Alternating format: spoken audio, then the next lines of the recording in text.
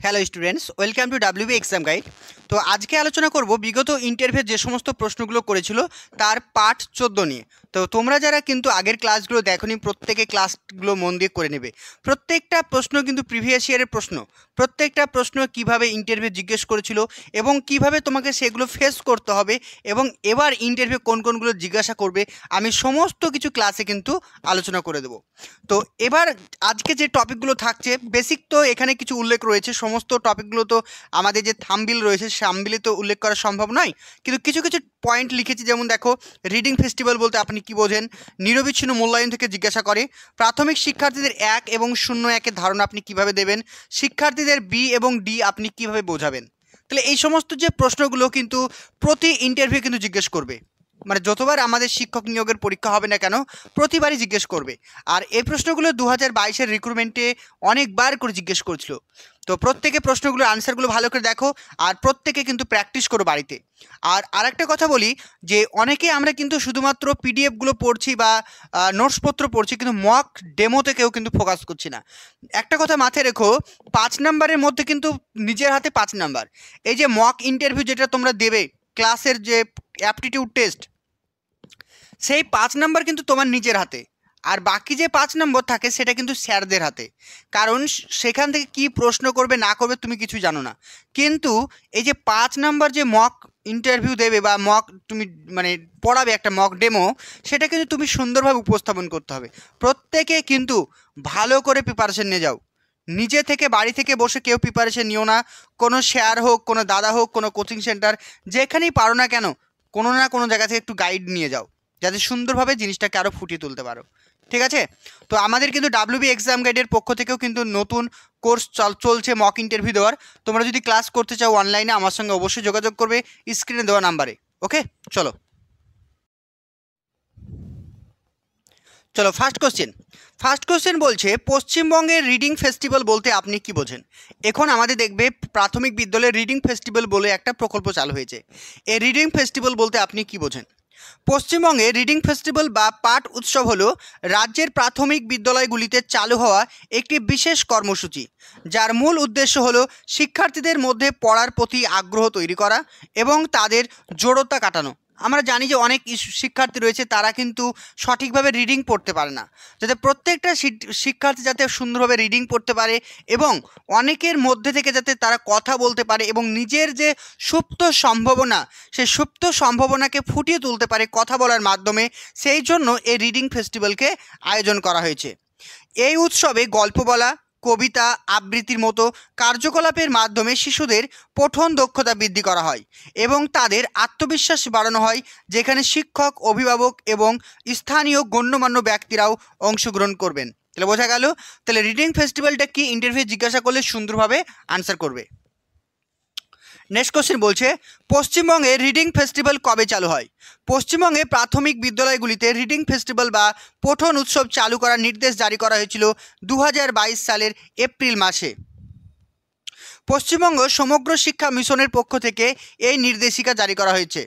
Next question, প্রাথমিক বিদ্যালয়ে নিরবিচ্ছিন্ন মূল্যায়ন বলতে আপনি কি বোঝেন।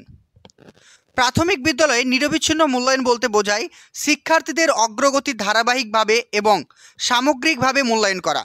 মানে শিক্ষার্থীদের যে কতটা ডেভেলপ হচ্ছে বা তাদের কোথায় দুর্বলতা রয়েছে, সেগুলো আমরা কিন্তু সামগ্রিকভাবে করব, অর্থাৎ ধারাবাহিকভাবে করব।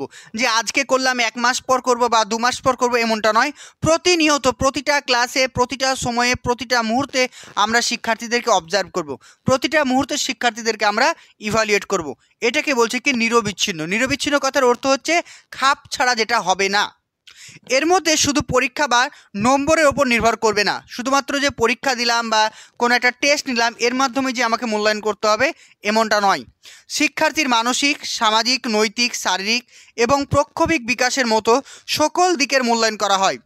এটি একটি ধারাবাহিক প্রক্রিয়া যা শিক্ষার্থীদের শেখার প্রক্রিয়ার মধ্যে ঘটে, শুধুমাত্র শেষে নয়। অর্থাৎ কি বলছে এক্ষেত্রে, আমরা জানি ইভ্যালুয়েশন মানে কি, কোনো একটা শিক্ষার্থীকে মূল্যায়ন করা। আমাদের সংকীর্ণ অর্থে ইভ্যালুয়েশন মানে কোনো একটা পরীক্ষা নেব, পরীক্ষা করার পরে সে কতটা লিখতে পেরেছে বা বুঝতে পেরেছে তার উপরে একটা নাম্বার দেব। কিন্তু নিরবিচ্ছিন্ন মূল্যায়নের ক্ষেত্রে এমনটা নয়। নিরবিচ্ছিন্ন মূল্যায়নের ক্ষেত্রে শিক্ষার্থীর বৌদ্ধিক জ্ঞান পরিমাপ করার সঙ্গে সঙ্গে তাদের মানসিক, সামাজিক, নৈতিক, শারীরিক, প্রকৃতিক সমস্ত দিকের যাতে বিকাশ কতটা হচ্ছে সেটাকে পরিমাপ করা, এটাকে বলছি আমরা নিরবিচ্ছিন্ন মূল্যায়ন। নেক্সট দেখো, প্রাইমারি স্কুলে কি সাংস্কৃতিক অনুষ্ঠান প্রয়োজন আছে, এটা জিজ্ঞেস করে। দেখবে আমাদের প্রাথমিক বিদ্যালয়ে বিভিন্ন দিনগুলোকে পালন করার উদ্দেশ্যে সাংস্কৃতিক উৎসব পালন করি, যেমন টিচার্স ডে, রবীন্দ্র জয়ন্তী, গান্ধী জয়ন্তী, তারপর 26শে জানুয়ারি। যে এই সমস্ত দিনগুলোকে পালন করার জন্য আমরা দেখবে স্কুলে কিন্তু বিভিন্ন কালচারাল প্রোগ্রাম করি, সেগুলো করার কি কোনো প্রয়োজনীয়তা আছে, আপনি কি মনে করেন? প্রশ্নটা বলছে সংস্কৃতি হলো একটি জাতির বিশেষ পরিচয়, আর সংস্কৃতি চর্চার জন্য উত্তম স্থান হলো বিদ্যালয়। একদম, শিশু বয়স থেকে শিক্ষার্থীরা নাচ, গান, আবৃত্তি, খেলাধুলা, আঁকা ইত্যাদি সহ পাঠ্যক্রমিক কাজ করে থাকে। আর শিশুদের এই সমস্ত কাজে উৎসাহিত করার জন্য প্রাথমিক স্কুলে অবশ্যই সাংস্কৃতিক অনুষ্ঠানের প্রয়োজন, কারণ এই শিশুরা পরবর্তীতে আমাদের সংস্কৃতির ধারক ও বাহক। তাই কত সুন্দর করে আমি লিখে দিয়েছি, সুন্দর করে মুখস্থ করে নেবে। শুধু মুখস্থ করে রাখলেই হবে না, মুখস্থ করে কিন্তু প্রশ্নটা নিজেকে করবে এবং নিজে আয়নার সামনে বলার প্র্যাকটিস করো, না হলে কিন্তু ওখানে গিয়ে আধো আধো স্বরে বাধোভাবে আনসার করলে কিন্তু সঠিকভাবে নাম্বারটা তুমি পাবে না। নেক্সট দেখো, প্রাথমিক শ্রেণীতে আমার বইয়ের রঙিন ছবিগুলি কে এঁকেছেন, এটার আনসার হবে কি সুব্রত মাঝি। প্রাথমিক বিদ্যালয়ে শ্রেণীতে বইয়ের নামগুলি কি কি আছে সেগুলো আমরা জানবো, মানে কোন শ্রেণীতে কি কি বই রয়েছে তাদের নামগুলো আমরা এবার জানবো। দেখো বলছে প্রাক প্রাথমিকে দুটো বই রয়েছে, একটাকে বলা হয় মজারু আর একটাকে বলা হয় কি কুটুম কাটাম। গতকালকে আমি তোমাদের মজারু বই নিয়ে ক্লাস করিয়েছি, কুটুম কাটাম নিয়ে আজকে আমি রাত্রে ক্লাস করিয়ে দেবো। তো মজারু বইয়ে কী রয়েছে, শিশুদের ভাষা, চিন্তা, সৃজনশীলতা বিকাশের জন্য গল্প, ছড়া এবং চিত্রভিত্তিক একটি বই বা কর্মপত্র। আর কুটুম কাটামটা কি, এটা খেলা, গান, গল্প ও কার্যকলাপের মাধ্যমে প্রাথমিক ধারণা গঠনের একটা কর্মপত্র। প্রথম শ্রেণীতে কটা বই রয়েছে দেখো, প্রথম শ্রেণীতে রয়েছে সহজ পাঠ, যেটা বাংলা ভাষা শেখার হচ্ছে প্রথম ধাপ। এখানে অক্ষর, শব্দ, বাক্য সম্পর্কে বাচ্চারা ধারণা পায়। আর প্রথম শ্রেণীতে সহজ পাঠের প্রথম ভাগটাকে পড়ানো হয়, মনে রাখবে। আর তারপরে চলে আসি আমার বই, এটি বাংলা, ইংরেজি, গণিত বইয়ের সংমিশ্রণে তৈরি হয়েছে, যার মধ্যে রয়েছে গল্প, কবিতা, ছড়ার মাধ্যমে ভাষা ও নৈতিক শিক্ষা প্রদান করা হয়। তাহলে আমার বই রয়েছে প্রাথমিক বিদ্যালয়ে, আর সহজ বই রয়েছে, সহজ পাঠ রয়েছে। তার সঙ্গে কী রয়েছে আর একটা বই, সেটা হচ্ছে স্বাস্থ্য ও শারীর শিক্ষা। তাহলে এখানে কি থাকবে, এখানে থাকবে শরীরচর্চা নিয়ে, কিভাবে আমাদের নিজেদের যত্ন নিব সেই ব্যাপারে, অর্থাৎ স্বাস্থ্য সচেতনতা নিয়ে এখানে উল্লেখ রয়েছে। নেক্সট চলে আসি দ্বিতীয় শ্রেণী, এখানে কি কি বই রয়েছে দেখো, সহজ পাঠের দ্বিতীয় ভাগ রয়েছে, তারপরে রয়েছে আমার বই, এখানেও সেম বাংলা, ইংরেজি এবং অঙ্ক বইয়ের সংমিশ্রণে তৈরি হয়েছে, আমার বই 2 রয়েছে এখানে। আর 3 নম্বর রয়েছে স্বাস্থ্য শারীর শিক্ষা। তাহলে প্রথম শ্রেণীতে যে 3টে বই রয়েছে, দ্বিতীয় শ্রেণীতে সেম 3টে বই রয়েছে, শুধু কন্টেন্টটা আলাদা বা বিষয়বস্তু একটু আলাদা। তারপর তৃতীয় ক্লাসে 6টি বই রয়েছে, কি কি দেখে নাও। পাতাবাহার, যেটাকে আমরা বলি বাংলা। 2 নম্বর বলছে বাটারফ্লাই রয়েছে। 4 নম্বর কী রয়েছে উইংস বইটা কি, উইংস হচ্ছে ইংরেজি শিখার ব্যাকরণ। উইংস বইয়ের আবার 3টে পার্ট রয়েছে, first part, second part, third part. আর 4 নম্বরে রয়েছে আমার গণিত, 5 নম্বরে রয়েছে আমাদের পরিবেশ, 6 নম্বরে রয়েছে স্বাস্থ্য শারীর শিক্ষা। ঠিক আছে, নেক্সট দেখো, তারপর চলে আসি চতুর্থ শ্রেণীতে পাতাবাহার। এখানে রয়েছে ভাষা পাঠ মানে বাংলা ব্যাকরণ, বাটারফ্লাই, উইংস, আমার গণিত, আর আমাদের পরিবেশ, আর স্বাস্থ্য শারীর শিক্ষা। এই বইগুলো রয়েছে ক্লাস চতুর্থ শ্রেণীতে। আর পঞ্চম শ্রেণীতে কী কী বই রয়েছে, পাতাবাহার রয়েছে, ভাষা পাঠ রয়েছে, বাটারফ্লাই, উইংস, আমার গণিত, আমাদের পরিবেশ, ঠিক আছে, আর স্বাস্থ্য শারীর শিক্ষা। তাহলে এই বইগুলো রয়েছে তোমার পঞ্চম শ্রেণীতে। তাহলে প্রত্যেকটা জিনিস একটু ভালো করে পড়ে যেও, তাহলে কিন্তু ইজিলি কভার হয়ে যাবে। ঠিক আছে, চলো নেক্সট কোশ্চেন দেখো। পরের প্রশ্ন যেটা জিজ্ঞেস করেছিল যে প্রাথমিক বিদ্যালয়ের স্বাস্থ্য সচেতনতা বিষয়টি গুরুত্বপূর্ণ কেন, এই প্রশ্নটা ইন্টারভিউ করেছিল। কী হবে অ্যান্সার, যে প্রাথমিক বিদ্যালয়ে বাচ্চাদের স্বাস্থ্য সচেতনতা গুরুত্বপূর্ণ কারণ যে কোনো অভ্যাস শিশু বয়স থেকেই গড়ে ওঠে। আজ শিশুরা অর্থাৎ শিক্ষার্থীরা হচ্ছে সমাজ গড়ার অন্যতম একটি মাধ্যম। শিশুরাই তো সমাজ গড়ে, তাই না, বা শিক্ষার্থীরাই তো সমাজ গড়ে। এটি তাদের সুস্থ জীবনযাপন করতে, রোগ প্রতিরোধ করতে এবং ভবিষ্যতের জন্য একটি শক্তিশালী ভিত্তি তৈরি করতে সাহায্য করে। এই সচেতনতা শারীরিক ও মানসিক সুস্থতা, পুষ্টি, স্বাস্থ্যবিধি এবং সামাজিক দক্ষতার মতো গুরুত্বপূর্ণ বিষয়গুলি শেখায়, যা তাদের পড়াশোনার অগ্রগতি এবং সামাজিক জীবন মানের উন্নতিতে সহায়ক হয়। আরও একটি বিষয় যে শিশু সচেতন হলে তার পরিবার সচেতন হবে এবং তার সমাজ সচেতন হবে। কারণ আমরা প্রত্যেকেই জানি একটি শিক্ষিত ছেলেই কিন্তু তার পরিবারের মধ্যে যে সমস্ত কুসংস্কারগুলো রয়েছে সেগুলোকে দূর করতে পারে। তাই অবশ্যই প্রাথমিক বিদ্যালয়ে স্বাস্থ্য সচেতনতা বিষয়টি অবশ্যই গুরুত্বপূর্ণ। ঠিক আছে, আর এখানে তুমি আরেকটা পয়েন্ট মাথায় রাখতে পারবে, কারণ শিশু বয়সে বাচ্চাদের ইমিউনিটি পাওয়ারটা খুবই কম থাকে এবং তাদের রোগ প্রতিরোধ ক্ষমতা খুবই কম থাকে, তারা অতি সহজে কিন্তু রোগাক্রান্ত হয়ে যায়। যার ফলে যদি ছোট বয়স থেকে বা শিশু বয়স থেকে যদি আমরা তাদেরকে স্বাস্থ্য সচেতন বিষয়ে গুরুত্ব দিই, তাহলে তারা বিভিন্ন রোগ জীবাণু থেকে দূরে থাকতে পারবে, ফলে তাদের ইমিউনিটি পাওয়ার বা রোগ প্রতিরোধ ক্ষমতা ধীরে ধীরে বাড়তে থাকবে। তাহলে এই তথ্যটাও কিন্তু সুন্দরভাবে উল্লেখ করতে পারি আমরা। নেক্সট কোশ্চেন দেখো, পরিবেশ সম্পর্কে জানা কোনো দরকার শিশু শিক্ষার্থীদের। বলছে পরিবার সম্পর্কে জানা কোনো দরকার শিশু শিক্ষার্থীদের, এই প্রশ্নটা কি বলছে? বলছে পরিবেশ সম্পর্কে জানা শিশুদের জন্য অত্যন্ত প্রয়োজনীয়, কারণ তারা এই পৃথিবীর ভবিষ্যৎ নাগরিক। আমরা যেভাবে আমাদের চারপাশের পরিবেশকে ব্যবহার করছি তাতে প্রকৃতি ধীরে ধীরে দূষিত হয়ে পড়ছে। এই অবস্থায় ছোটবেলা থেকে শিশুদের মধ্যে পরিবেশ সম্পর্কে সচেতনতা তৈরি করা দরকার। পরিবেশ শিক্ষা তাদের শেখায় গাছপালা, প্রাণী, মাটি, জল, বায়ু সবই আমাদের জীবনের একটি অংশ। এই উপাদানগুলো রক্ষা না করলে আমাদের অস্তিত্বই বিপন্ন হয়ে যাবে। তাই শিশুদেরকে পরিবেশ রক্ষার গুরুত্ব বোঝানো মানে ভবিষ্যৎ প্রজন্মকে সচেতন করা ও দায়িত্ববান নাগরিক হিসাবে গড়ে তোলা। এছাড়াও 21 শতকে জটিল পরিবেশগত সমস্যা যেমন গ্লোবাল ওয়ার্মিং, বননাশ, জলবায়ু পরিবর্তন ইত্যাদি মোকাবিলার জন্য পরিবেশ শিক্ষা অত্যন্ত প্রয়োজনীয়। এবার তোমাদের মনে হতে পারে স্যার ইন্টারভিউ কি এত বড় জিনিস কি আমাদেরকে বলতে দেবে, বা এত বড় জিনিস কি মনে রাখতে পারবো? না, পারবে না। এত কিছু মনে রাখার দরকার নেই। এই জন্য বলছি তোমরা আমাদের নোটসগুলোকে কিনে নাও এবং সুন্দরভাবে পড়ো। এখানে দেখো আমি অনেকগুলো লাইন লিখে দিয়েছি যাতে তোমরা নিজের মতো করে সুন্দর করে গুছিয়ে বলতে পারো। এবার আমি যদি 2 থেকে 3টে লাইন লিখে দিতাম, এমনটা তো হতে পারে আমার বলার ধরনের থেকে তোমার বলার ধরন অনেক বেশি ভালো হতেই পারে, তো সেক্ষেত্রে তুমি তোমার ক্রিয়েটিভিটিটা দেখাতে পারবে না। এখানে আমি বিষয়বস্তুটা লিখে দিয়েছি যাতে তোমরা সুন্দর করে নিজের মতো করে গুছিয়ে ইন্টারভিউ বলতে পারো। বোঝা গেল? জিনিসটা পড়ে নেবে সুন্দর করে। নেক্সট দেখো, তোমরা যদি ইন্টারভিউর প্রস্তুতিকে আরও সুন্দর করতে চাও, আমাদের WB এক্সাম গাইডের নোটসগুলো তোমরা কিনতে পারো। খুবই অল্প মূল্য রাখা আছে, এখানে প্রত্যেকটা টপিক ওয়াইজ নোটস পেয়ে যাবে। এখানে যদি ক্লিক করো প্রত্যেকটা ফোল্ডার করা আছে যাতে তোমরা সুন্দর করে পড়তে পারো। এখানে যদি ক্লিক করে দেখো প্রত্যেকটা নোটস সুন্দর করে দেওয়া আছে। এখানে প্রচুর নোটস দেওয়া আছে, এক একটা পিডিএফের মধ্যে সমস্ত কিছু কভার করা আছে। ইংরেজি ফোল্ডার যদি ওপেন করে, এখানে ইংরেজি প্রত্যেকটা ফোল্ডার আছে, সমস্ত কিছু ইংরেজি লিটারেচার থেকে ইংরেজিতে যারা অনার্স করেছে সমস্ত কিছু দেওয়া আছে। তারপরে গণিতে এখানে অঙ্ক থেকে সমস্ত পিডিএফ দেওয়া আছে। তারপরে চলে আসো শ্রেণী বই, এখানে প্রত্যেকটা ক্লাসের নোটসগুলো বানানো আছে, প্রত্যেকটা ক্লাস প্রত্যেকটা দেখতে পাচ্ছ। তারপর চলে আসো ভূগোল, এখানে জিওগ্রাফি থেকে যা যা পড়তে হবে সমস্ত কিছু দেওয়া আছে। তারপর চলে আসি বাংলা, এখানে বাংলা অনার্স বা বাংলা যেগুলো পড়তে হবে সব কিছু দেওয়া আছে। তারপরে ডিএলএড বই থেকে যা যা পড়তে হবে সব কিছু এখানে দেওয়া আছে। তারপর চলে আসো সহজ পাঠ থেকে, এখানে সমস্ত কিছু পেয়ে যাবে।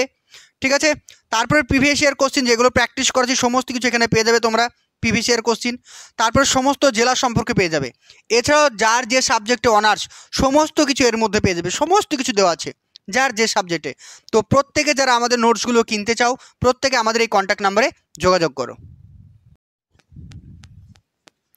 চলো নেক্সট কোশ্চেন দেখো, আপনি কিভাবে পরিবেশ সম্পর্কে শিক্ষার্থীদের ধারণা দেবেন? এই প্রশ্নটা করতে পারে যে তাহলে আপনি প্রথম প্রশ্নটা দেখো, প্রথম প্রশ্নটা করেছিল যে পরিবেশ সম্পর্কে জানা কি কোনো শিশুদের দরকার আছে, তাহলে তুমি বললে। তারপর সঙ্গে সঙ্গে ক্রস প্রশ্ন করেছিল। ক্রস প্রশ্ন কি করেছিল যে আপনি কিভাবে পরিবেশ সম্পর্কে শিক্ষার্থীদের ধারণা দেবেন। বলছে শিক্ষার্থীদের পরিবেশ সম্পর্কে ধারণা দিতে হলে প্রথমে তাদের পরিচিত জগৎ থেকে শুরু করতে হবে।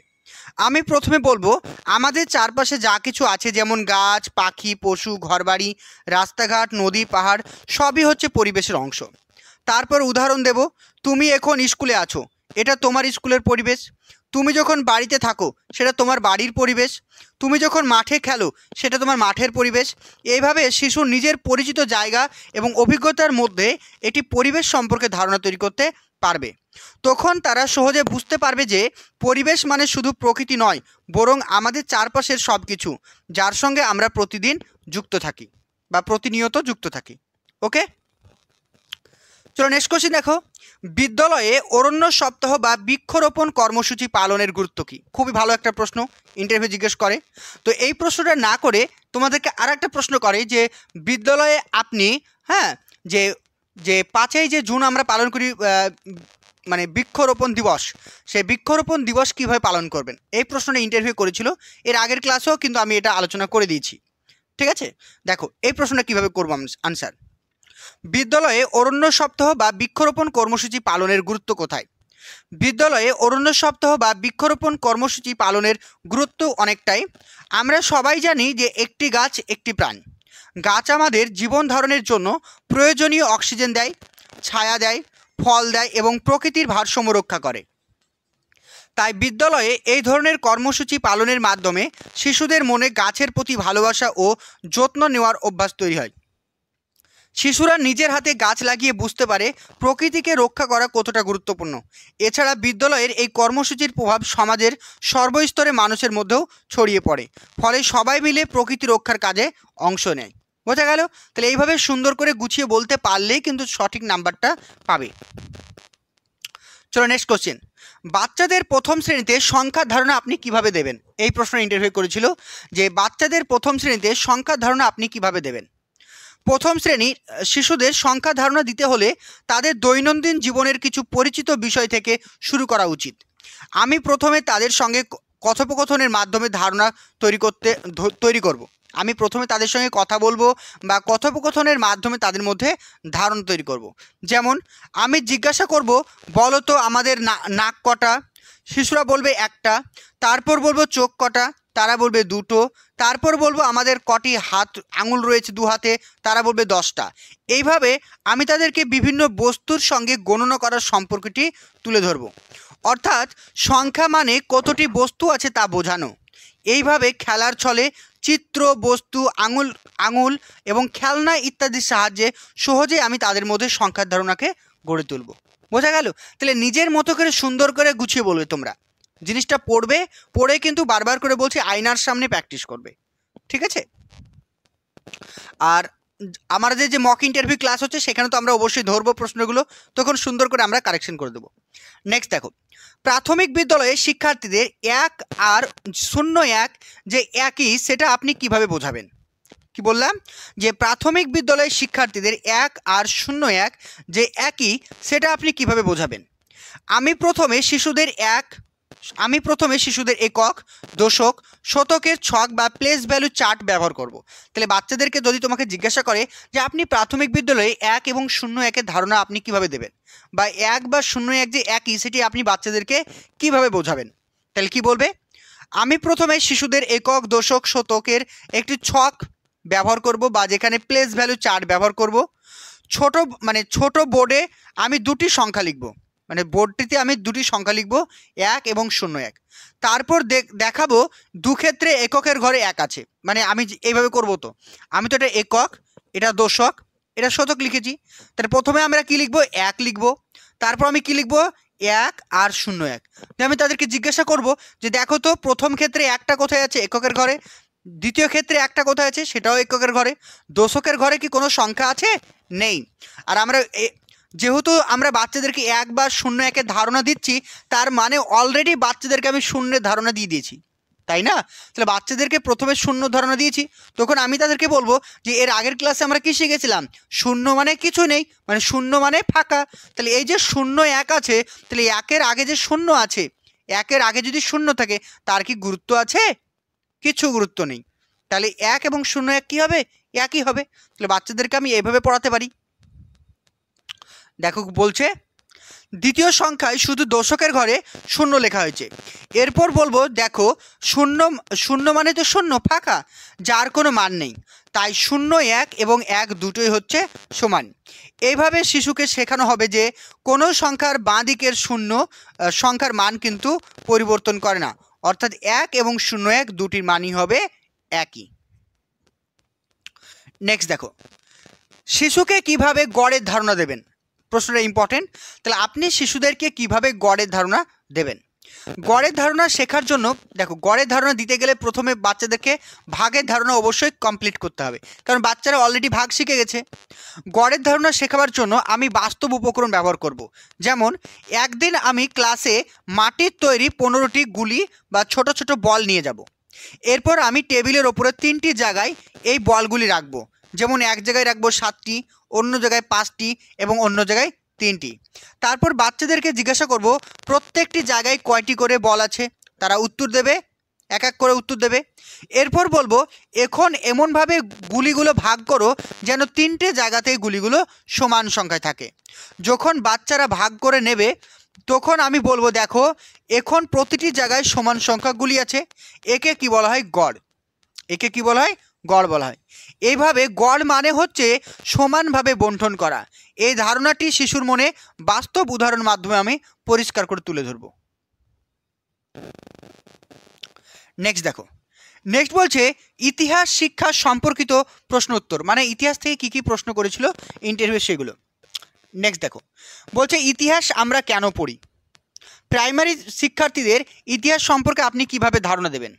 বলছে আমরা ইতিহাস পড়ি আমাদের অতীত সম্পর্কে জানার জন্য। ইতিহাস আমাদের শেখায় প্রাচীনকালে পৃথিবী কেমন ছিল, মানুষ কেমনভাবে জীবনযাপন করত, কেমনভাবে সভ্যতার বিকাশ ঘটেছিল। আমরা আজ যে যুগে বাস করছি সেখানে পৌঁছাতে মানুষ কত রকম পরিবর্তনের মধ্যে দিয়ে এসেছে, তাই ইতিহাস থেকে আমাদেরকে জানায়। অর্থাৎ ইতিহাস পড়লে আমরা আমাদের দেশ, জাতি এবং সমগ্র বিশ্বের অতীত সম্পর্কে আমরা পূর্ণ ধারণা করতে পারবো। এই জ্ঞান আমাদের বর্তমানকে বুঝতে এবং ভবিষ্যৎকে সুন্দর করে গড়ে তুলতে সাহায্য করে। প্রাথমিক স্তরে ইতিহাস শেখানো একটু ভিন্নভাবে করতে হবে, কারণ ছোট শিশুদের পরিচিত জগতের পরিধি খুবই সীমিত, কারণ ছোট শিশুরা তো অতীত সম্পর্কে বেশি জানে না, তারা এখনো বিমূর্ত ধারণা বুঝতে পারে না। তাই তাদের ইতিহাস শেখাতে হলে গল্প বা গল্প কাহিনী, লোককথা, চিত্র, উপকথার মাধ্যমে অতীতের ঘটনাগুলোকে তুলে ধরতে হবে।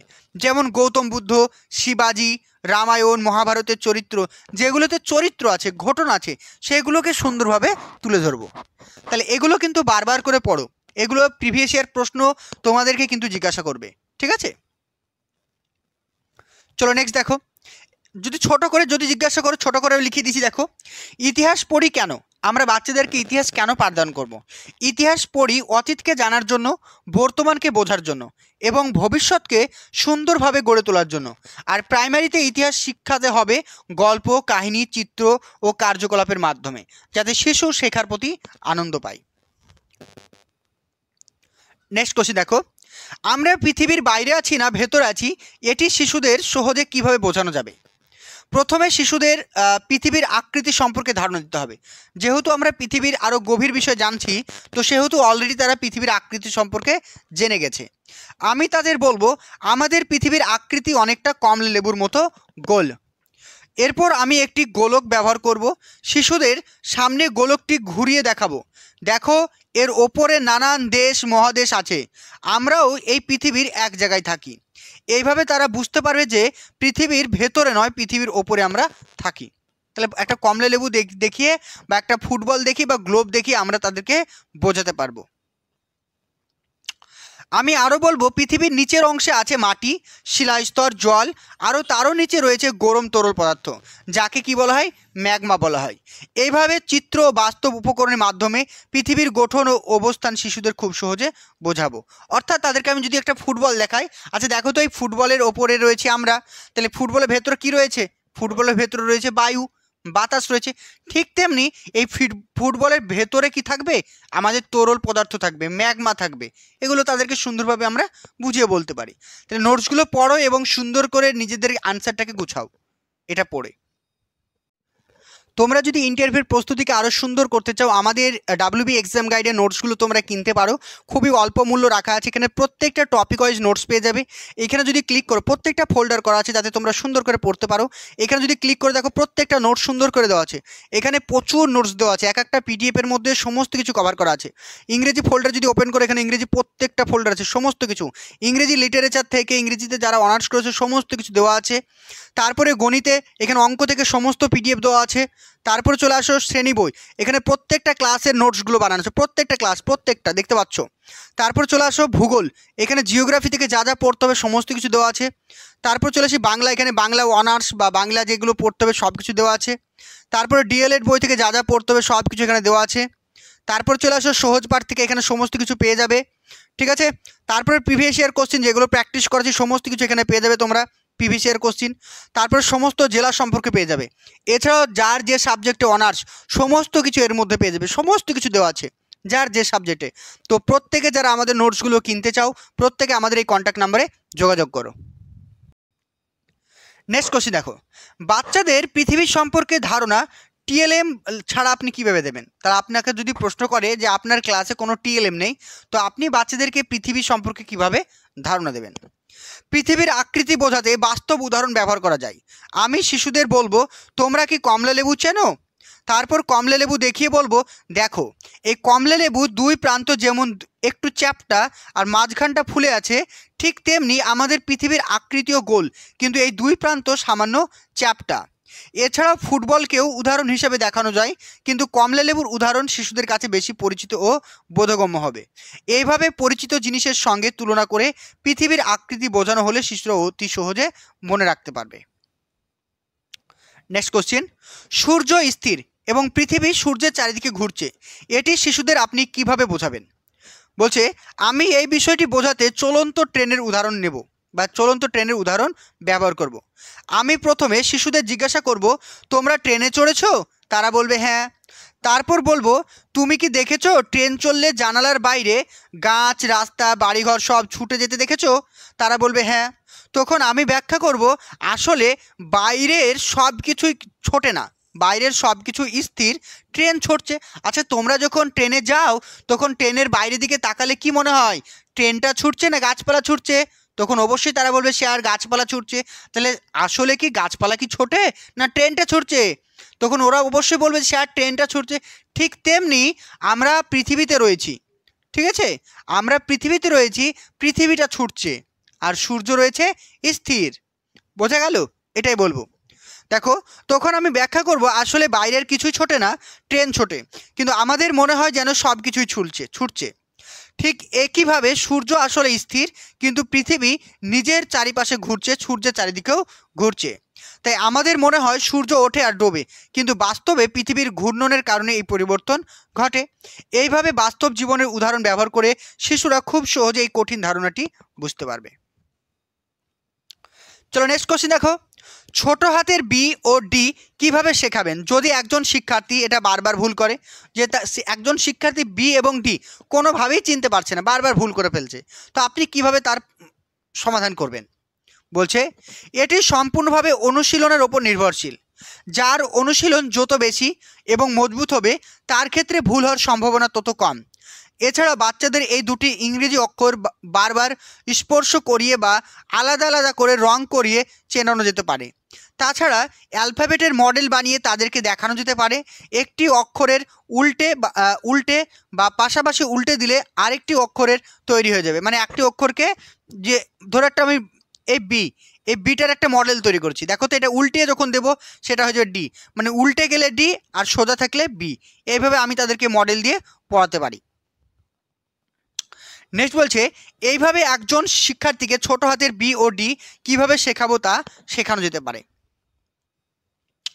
এরপরে যদি কোনো শিক্ষার্থী ভুল করে তাহলে দেখে নিতে হবে তার কোনো শিক্ষণগত ত্রুটি আছে কিনা, তার কোনো ডিসলেক্সিয়া আছে কিনা সেটাকে দেখতে হবে। নেক্সট কোশ্চেন বলছে, আপনি ভূগোল সম্পর্কে বাচ্চাদের প্রাথমিক ধারণা দেবেন কিভাবে? আপনি বাচ্চাদেরকে প্রাথমিকভাবে ভূগোল সম্পর্কে কিভাবে ধারণা দেবেন?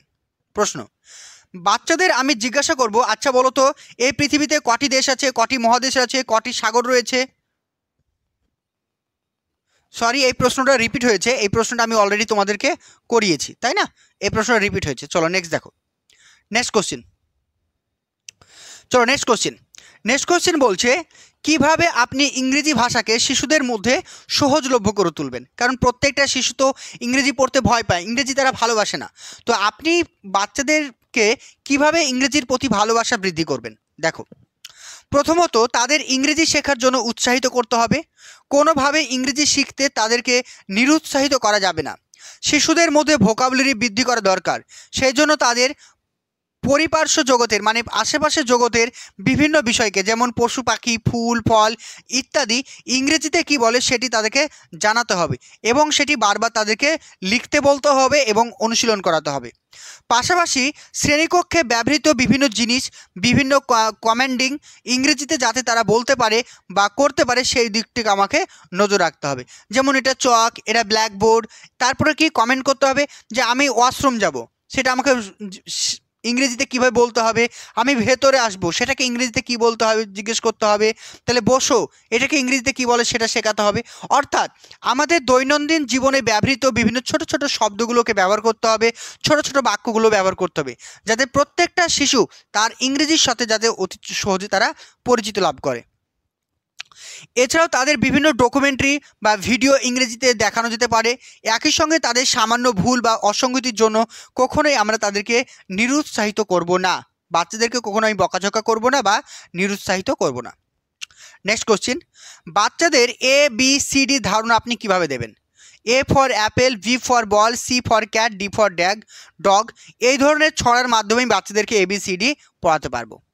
নেক্সট, আপনি আপনার ক্লাসে ছাত্রছাত্রীদের ইংরেজিতে কিভাবে দক্ষ করে তুলবেন? যে বাচ্চা যে ভাষাভাষী অঞ্চলে জন্মায় সে খুব সহজে সেই অঞ্চলে ভাষা শিখে নেয়। এর মূল কারণ হচ্ছে কমিউনিকেশন। যে আমরা যে অত সুন্দর করে বা অতি সুন্দর করে বাংলা কথা বলতে পারি, কারণটা কি? কারণ আমরা প্রতিনিয়ত বাংলাতে কমিউনিকেশন করছি। তেমনি আমরা যদি আমাদের ক্লাসের বাচ্চাদের ইংরেজিতে কমিউনিকেশন করার অভ্যাস তৈরি করে দিতে পারি বা দিনের একটি অংশ এমন পরিবেশ রাখি যেখানে সমস্ত যোগাযোগ ইংরেজিতে হবে, তাহলে তারা স্বাভাবিকভাবে ইংরেজিতে দক্ষ হয়ে উঠবে। তাহলে আমরা প্রত্যেকে জানি যে ইংরেজি শেখার অন্যতম মাধ্যম হচ্ছে ইংরেজিতে কমিউনিকেশন করা। তাহলে আমরা ক্লাসে চেষ্টা করব ইংরেজিতে কথা বলার, যে গুড বয়, ঠিক আছে, কাম হেয়ার, সিট ডাউন, ঠিক আছে, এই যে কথাগুলো, এই কথাগুলো আমরা ইংরেজিতে বলবো।